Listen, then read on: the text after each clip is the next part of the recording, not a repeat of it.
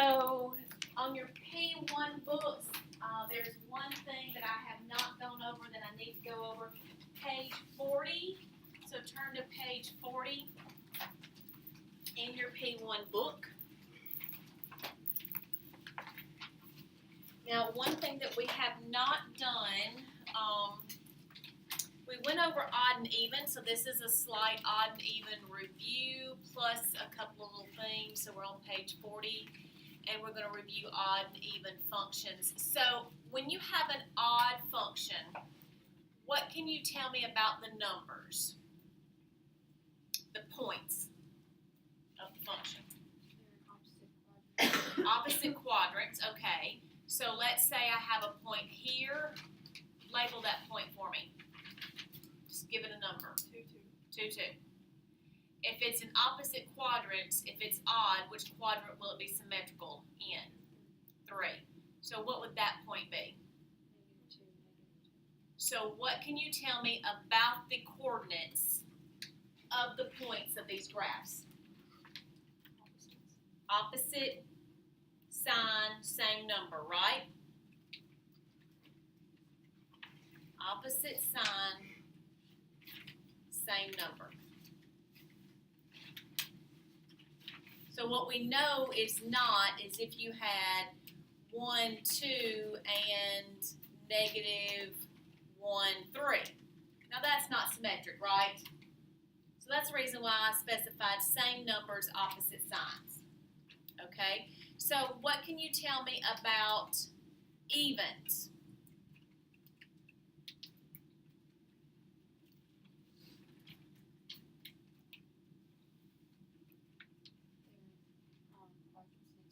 All right, so either 1 and 2 or 3 and 4.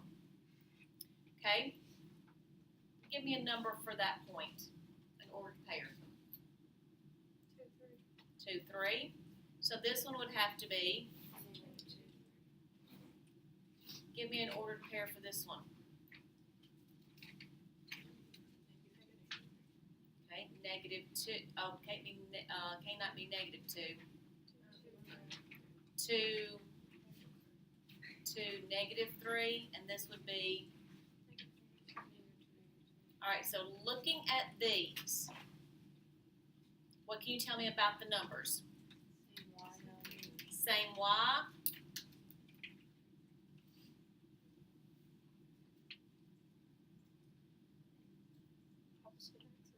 Opposite sign of x, but same number. Okay, does that apply down here? The y's were the same, the x's are opposite in that opposite signs, right? Okay, so now let's see how we can figure out if it's odd or even if I give you just an equation. It might be odd, it might be even, or it might be neither. Because not every function is odd or even. In fact, probably the majority of them are neither. All right.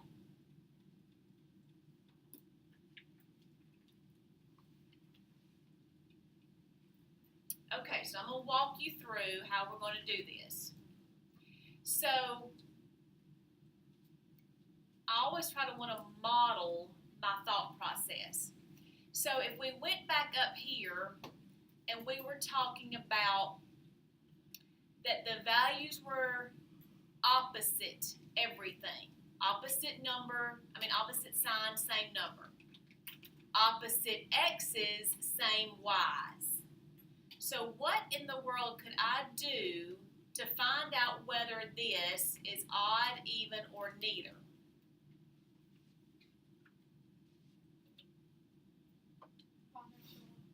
Find an x and a y. Typically, what do I store?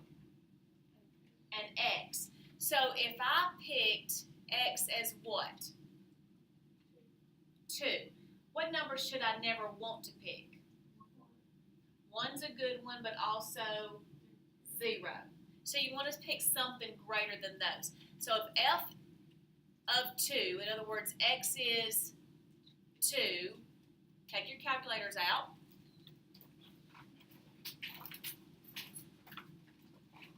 And do 2 store as x.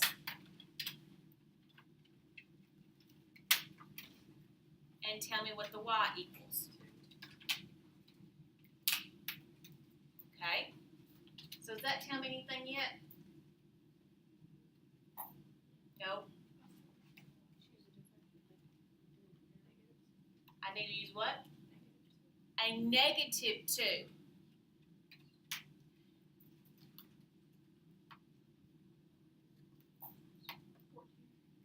Okay. Now, first of all, let me explain again why I use positive and negative 2. Looking up here, everything hinged on my x's, right? Everything was opposite here. So if I have a positive, then I can check a negative.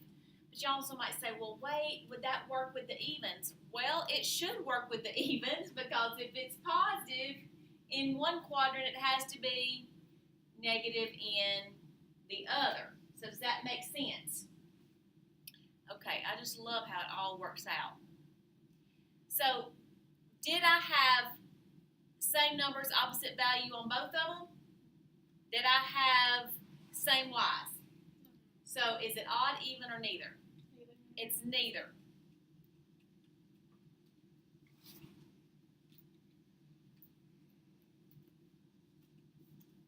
All right, let's check this one.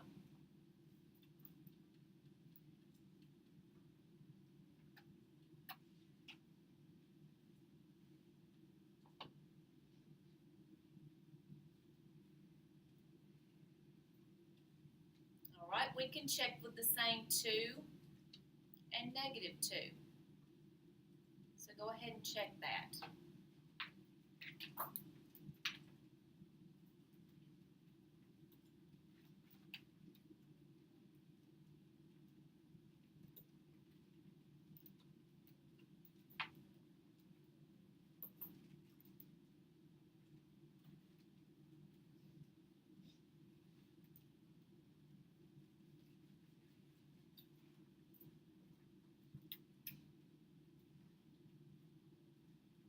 Is that what you got?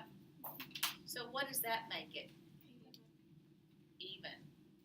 Because my y's were the same, my x's are opposite in sign. Okay, let's check this one.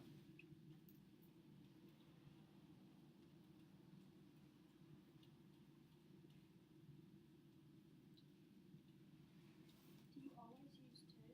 You don't have to. You could use 3 and negative 3. You can use 7 and negative 7. It doesn't matter. I just would avoid 0 and 1.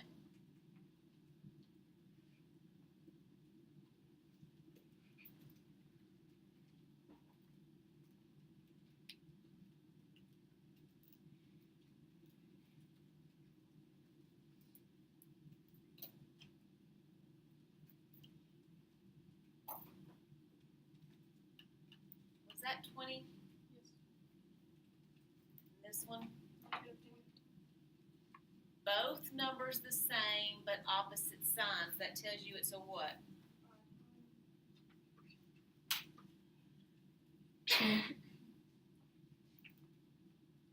Okay, so turn to page 40 right now. You should be on page 40, and I want you to do number 7, all of them. Okay, all of number 7.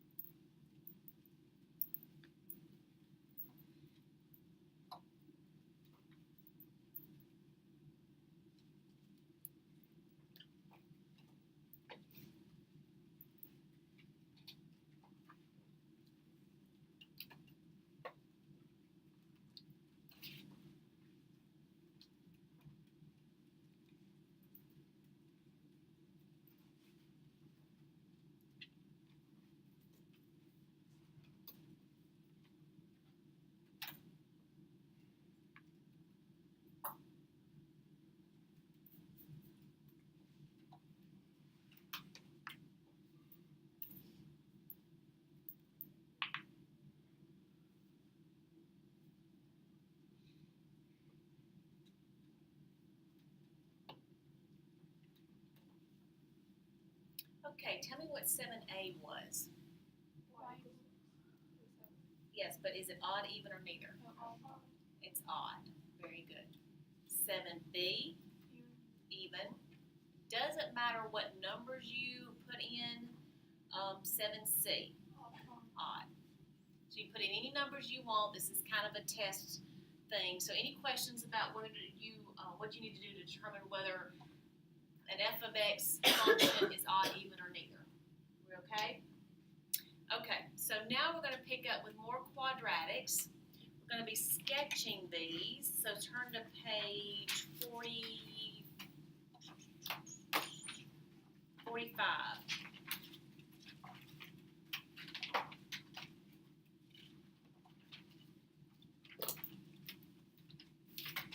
And sketching means that not all points are perfect.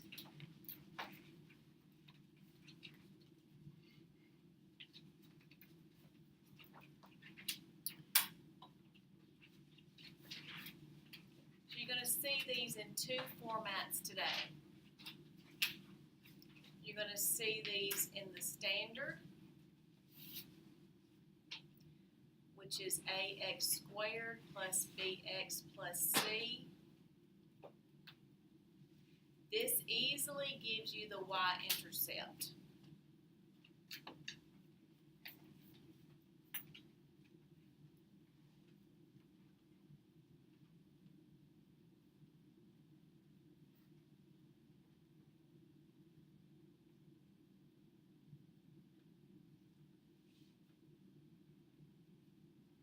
Okay, why do I say that? I want everybody to think for just a minute. Why do I say that the standard form easily gives you the y-intercept? Think about it for a minute. Maybe somebody will offer up an explanation.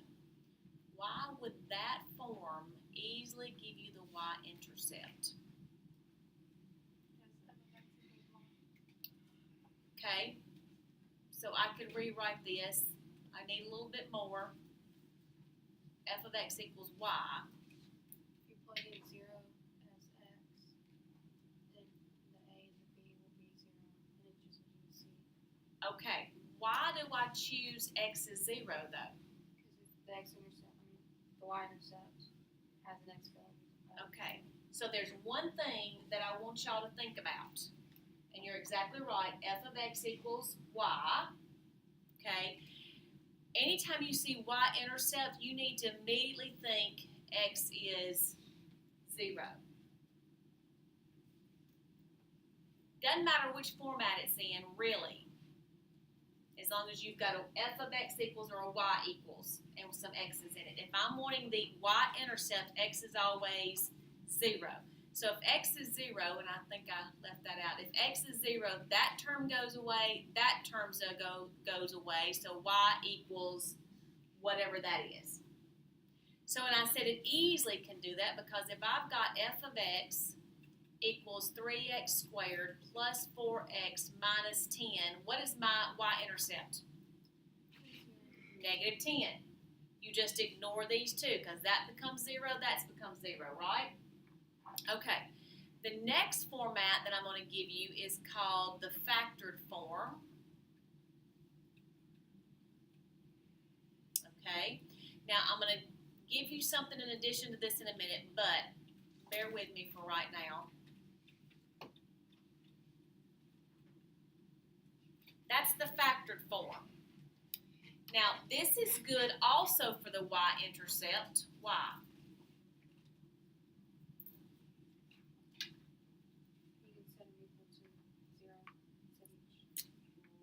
No, y-intercept. Set what equal to 0?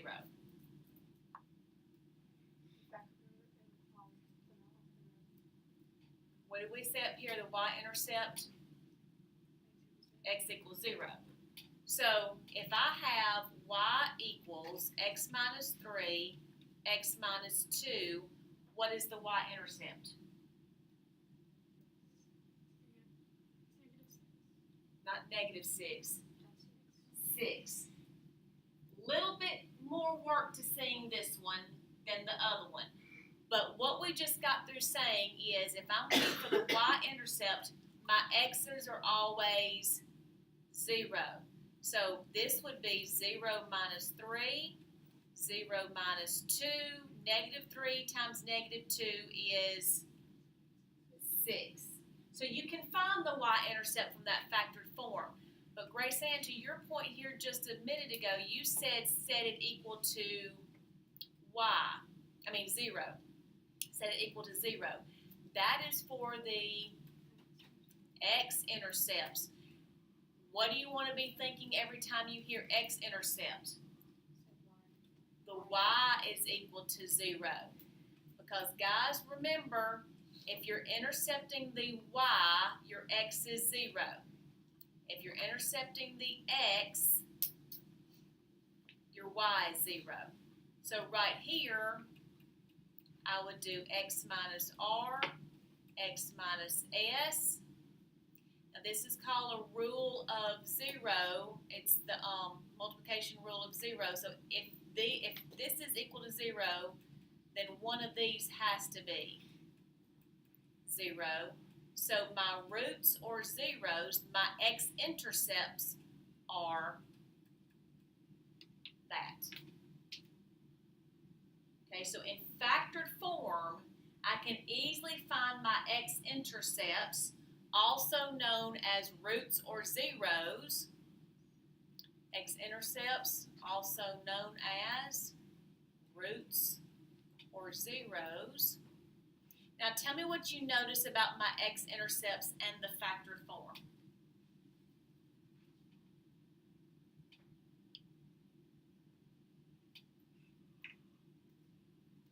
What do you notice about right here and right here and right here? Same numbers and everything's just sign. Okay, the signs are different, right? So it's the same number, but the signs are different. That's going to be very important in just a minute. Okay, so I told you a minute ago I was going to add something to your factored form. Put an A right here. Put an A right there. Do you see an A in the standard form? Okay. In your standard form of equations, do you always have A as 1? Or sometimes are they negative 2, sometimes are they 3? Okay, so we're going to get to where we have to solve for this A shortly. Okay, so let's graph some of these. We're going to graph these. We're going to sketch them first of all. And I'll let y'all do some.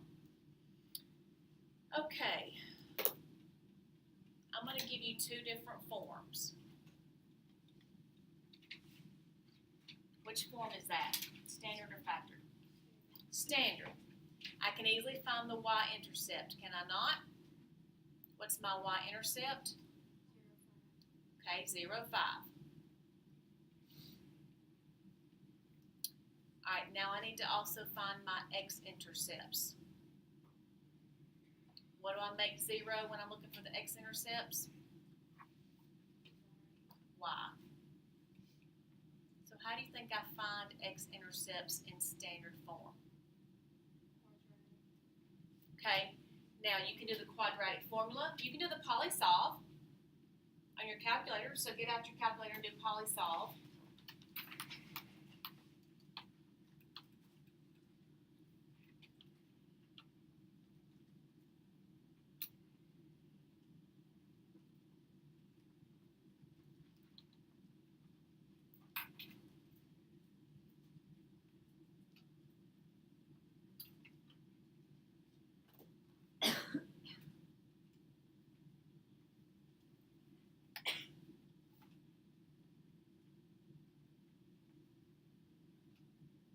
So what are my x values? 1 and 5. So we're going to sketch this right now.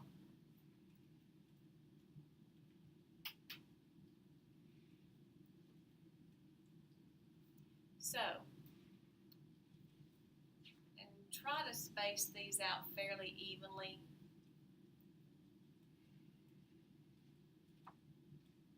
Okay, so x is 1, I'm going to put a point here. Oh, I x is 1, x is 5, and my y-intercept is 5. Those 3 points are critical to the graphing. Okay, so now all I do is I go through, okay, make sure I have a vertex somewhere in here, somewhere in the middle of my 2 intercepts, and I have sketched that.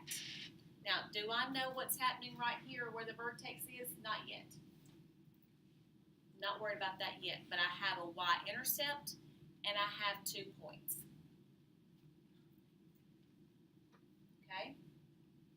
Everybody's following me okay? Questions? Good? Okay, so now what happens if I give you something in factored form?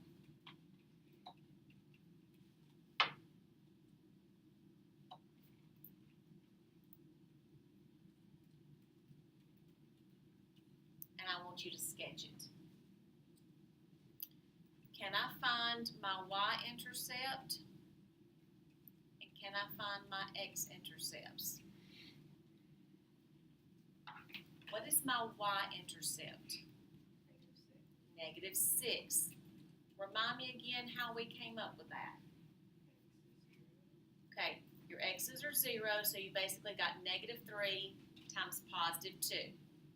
You can also write it as this. This is going to be very important later. Okay? I'm going to get you ready for your quiz tomorrow too. My x-intercepts are what? 3 and -2. Well, how did I get those? X minus 3 equals 0. X plus 2 equals 0. So x equals 3.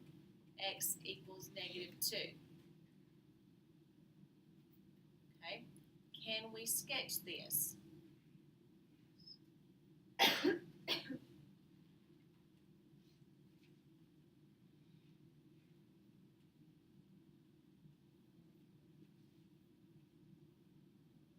So I've got a -2, I've got a 3, and I've got a -6.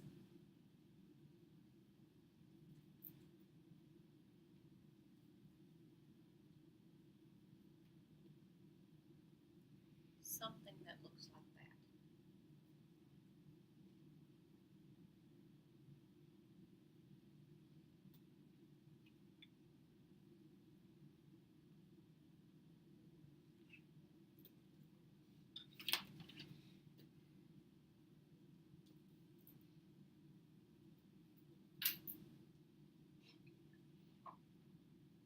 Okay, so right now, I want you to try a few of them on your own.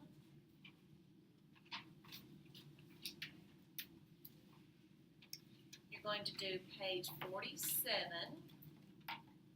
You're going to do 3A and D and 4A and D. I'm sorry, should be 2 and 3, not 4. 2 and 3.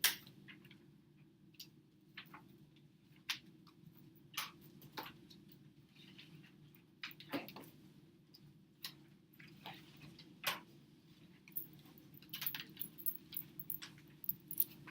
And y'all can work with each other if you want to.